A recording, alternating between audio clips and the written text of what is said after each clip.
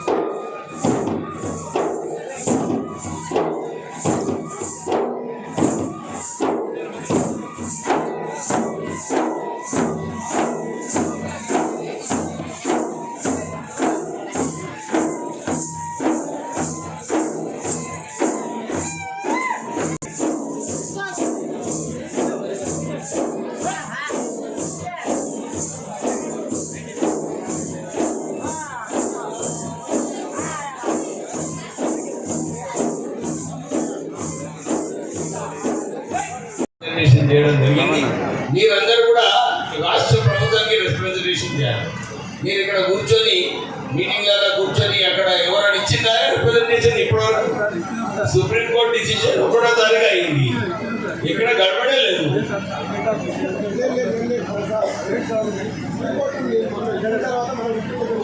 పోలేదు. మీరు రిప్రజెంటేషన్ చేయండి. ఎట్లయితే ఎస్సీలలో ఒక కమిషన్ వేసిందో ఎస్టీలకు కూడా ఒక కమిషన్ వేసి మీరు రిప్రజెంటేషన్ చేసినప్పుడే ఆ కమిషన్ చేసి వాళ్ళు కూడా స్టడీ చేస్తారు. ఎందుకంటే ఈ సుప్రీంకోర్టు డిసిషన్లో చాలా స్పెసిఫిక్గా ఇచ్చిందన్నమాట. ఈ రిజర్వేషన్స్ ఎవరు ఎన్ని ఉద్యోగాలు వచ్చినాయి, ఎవరు ఎన్ని సీట్లు వచ్చినాయి, ఎవరికి రాష్ట్ర ప్రభుత్వం ద్వారా ఎన్ని నిధులు, ఎన్ని స్కీమ్స్ లాభం పొందినారో వీళ్ళన్నీ కూడా ఇవన్నీ ఇంపెరికల్ డాటా తీసి దీని తర్వాత ఎవరికైతే ఇంతకుముందు రిజర్వేషన్స్ తీసుకోలేదో వాళ్ళకు రిజర్వేషన్స్ ఇవ్వాలని చెప్పి సుప్రీంకోర్టు నిర్ణయం ఇచ్చింది. చాలా మంది అనుకుంటున్నారు ఇది పాపులేషన్ బేస్డ్ డిసిషన్ అని. అది తప్పు. అసలు పాపులేషన్ మాటనే లేదు సుప్రీంకోర్టు డిసిషన్లో. ఇది కేవలము ఈ 3 అంశాల మీద ఉంది. దాంట్లో కూడా ఏమన్నారంటే రాజకీయంగా ఎవరైతే దీన్ని వాడుకోవాలనుకుంటున్నారో తప్పుడు లెక్కలతో చేస్తే మళ్ళా సుప్రీంకోర్టు రావచ్చు అని చెప్పి ఆ తీర్మానంలో ఉన్నది. ఇక్కడ మీరు ఏదైతే మీ డేటా ఉన్నదో ఈ డేటా కలెక్ట్ చేయడానికి మీరు రాష్ట్ర ప్రభుత్వానికి ఒక ఉత్తర్వులు రాయండి. కావాలంటే మీరు ఒక డెలిగేషన్ వస్తే నేను తీసుకువెళ్ళి ముఖ్యమంత్రితో కల్పించి మీకు ఒక కమిషన్ వేయడానికి ప్రయత్నం చేస్తాను. ఇప్పుడే మా సోదరుడు అడిగింది, సార్ మాకు ఒక భవనం కావాలండి. నిజంగానే నాయకపూర్లకు ఒక భవనం కట్టించే బాధ్యత మీరు స్థానిక ఎమ్మెల్యేగా నమ్ముతుంది. మీరు ఇక్కడ ఫారెస్ట్ ఏరియాలో మళ్ళీ ఈ గొడవ పెట్టుకోకుండా ఎక్కడైతే క్లియర్ ల్యాండ్ ఉంటుందో ఏమైనా ఐడెంటిఫై చేస్తే నేను కలెక్టర్ గారికి చెప్పి మీకు ఆ ల్యాండ్ అలాట్ చేపిస్తా. తర్వాత మా డిఎంఎఫ్టీ ఫండ్ అన్న ఎస్డిఎఫ్ ఫండ్స్ నుంచి మీకు 20 లక్షల రూపాయలు మీకు భవనం కట్టుకోవడానికి నేను నిధుల నుంచి శాంక్షన్ చేపిస్తాను. అదే నా తరఫు నుంచి నా పని అయిపోయింది. ఇప్పుడు మీ తరఫు నుంచి మీరు పోయి సార్ ఈ ల్యాండ్ 2-3 సెలెక్ట్ చేసుకుంటే, ఎందుకంటే కలెక్టర్ గారు మా ఒపీనియన్ వేరే ఉంటుంది, 2-3 సెలెక్ట్ చేసుకుంటే నేను వచ్చి చూసి కలెక్టర్ గారిని కూడా పిలిపిస్తా. జాయింట్ ఇన్స్పెక్షన్ చేసి మీకు ఒక 5, 7, 8 గుంటాలో 10 గుంటాలు భూమి మనకు ఫస్ట్ నాయకులకు అలాట్మెంట్ చేసిన తర్వాత మనం వచ్చి మంచి ప్లాన్ చేసుకొని ఒక పనులు చేసుకోవడానికి మన చర్చలు పెట్టుకోవడానికి ఈ భవనం కట్టుకుంటే మన నాయకులకు అందరికీ కూడా లాభం వస్తుంది. నేను ఉన్నంత కాలం మీరు తొందరగా చేసుకుంటే మంచిది. ఈ 5 సంవత్సరాలనే మనం మంచి భవనం కట్టించుకున్నాం. కానీ నేను మీ నాయకులకు అందరికీ కూడా భరోసా ఇప్పిస్తున్నా, నేను ఉంటా. కానీ మీరు నాతో ఎక్కువ టచ్లో ఉండాలి. ఖాళీ రాజన్న ఫోన్ చేస్తుంటాడు కానీ అది సరిపోదు. అందరు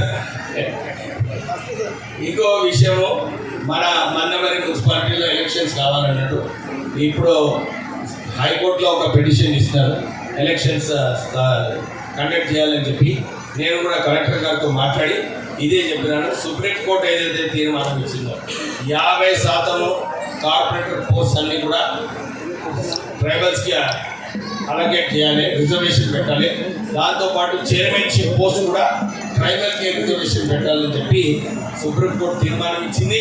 మన రాష్ట్ర ప్రభుత్వం తరఫున డిస్ట్రిక్ట్ కలెక్టర్ని కూడా ఈ అఫిడవిట్ హైకోర్టులో వేయించడం జరిగింది. త్వరలోనే ఒక నిర్ణయం వస్తుంది.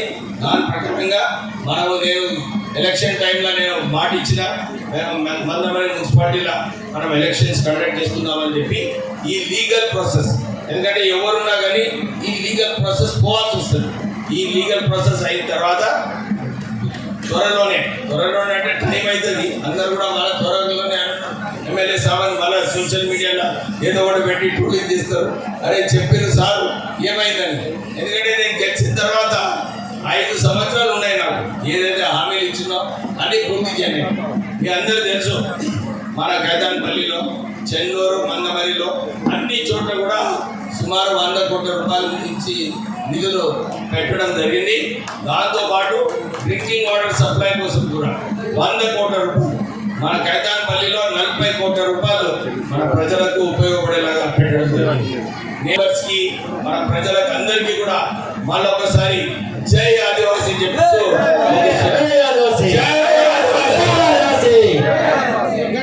మైకులు వస్తున్నది, వాళ్ళు ఎవరు అంటలేరు. ఏమయ్యా